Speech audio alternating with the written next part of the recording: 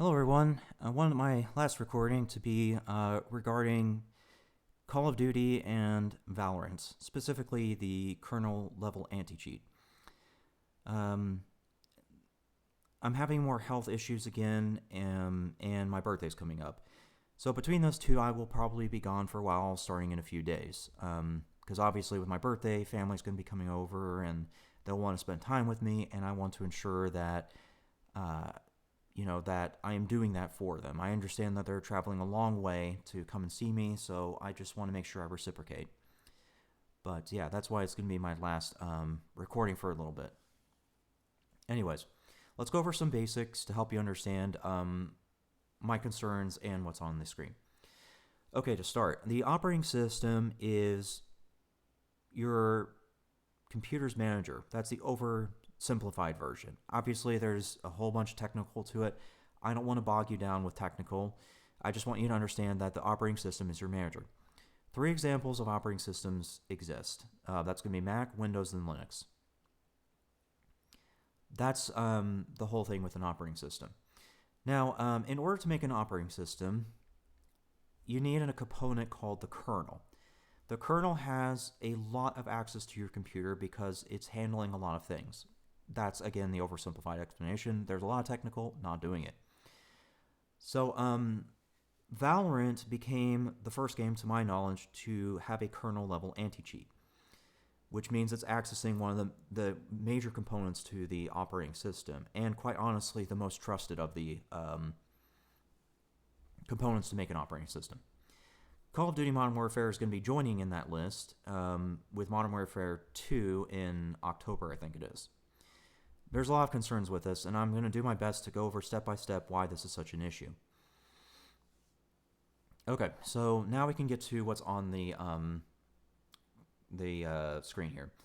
This is a very good visual representation of what you're dealing with. Now, if you look right here, under Ring 1 and Ring 2, so the orange and yellow, these are device drivers. Your video card is a device driver, is more or less what you have to think about here.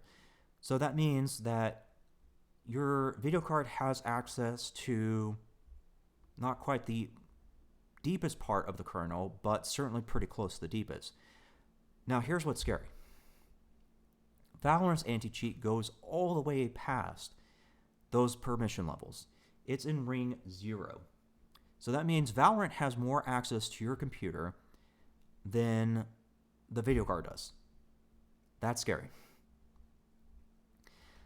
There's a whole lot of things that that Riot can know about your computer, and if they really want to, they could data mine it, because they have access to literally everything they could need to monitor you and mine that data, if they really want to. Now, given that Tencent, or whatever its name is, has a stake in Riot, they're probably doing something on that front, would be my guess, but who really knows? So, fast forward now to Call of Duty Modern Warfare 2. Call of Duty Modern Warfare 2 announced that they would be doing a kernel-level anti-cheat as well. But the problem is, they haven't announced which ring in this particular visual I'm giving you that they're accessing. So for all we know, Call of Duty could be following the footsteps of Valorant and going to Ring 0. If they do that, that is a big concern. And the reason for that is because if you look at past examples like Warzone, for example, Warzone was a hot mess, not just with the cheaters and hackers, but also with the file size and other issues. I mean, it was just a poorly optimized game and poorly handled overall. Imagine taking those Warzone issues and now picturing the Call of Duty developer team having the deepest level of access to your computer. Imagine all the things they can screw up with the crap they did in Warzone. That's what I'm trying to relay here. The visual reference, anyways, that we're going to have those kinds of issues. And unfortunately, there's nothing we can do about it. Why? Because Windows is the only gaming operating system. There are other capable gaming operating systems, but because Microsoft has such a huge control of the market, they can literally force any competition out they want to. There's no law standing in their way to do that, unfortunately. So if Call of Duty Modern Warfare 2 screws up your system, guess what? Nothing we can do. because there's no laws against it, and because that's what they're going to just do. You can't stop them. They're not going to listen. It's been clear that the devs haven't been listening to the player base for a number of years with the Call of Duty titles. So yeah, short version is it's going to be probably a colossal mess again. And this time, it's going to be the player suffering for it, not just in the game, but with their computer as well. If they screw up really badly, you could potentially be forced to reinstall your operating system, which is a process, by the way. Think about that and realize why I'm so concerned. That's where I want to get to with this recording. So to finish this recording, let me just branch off and talk about kernel level anti-cheats, cheating, and everything. Even though I'm concerned with how it's being handled right now, I recognize that kernel level anti-cheats, and honestly, something deeper is probably going to be needed to stop cheaters and hackers. However, I would not trust any company with that right now. While I recognize it's a necessity, I wouldn't trust any company with that right now. The only group of developers I'm willing to trust with something like that is the Linux developers. Linux has proven to be a privacy-oriented operating system, time and time again. Windows does not have that kind of stellar reputation. Mac might, but let's be real, Mac is just not really good for the hardware. So that leaves us only with one option, that's Linux.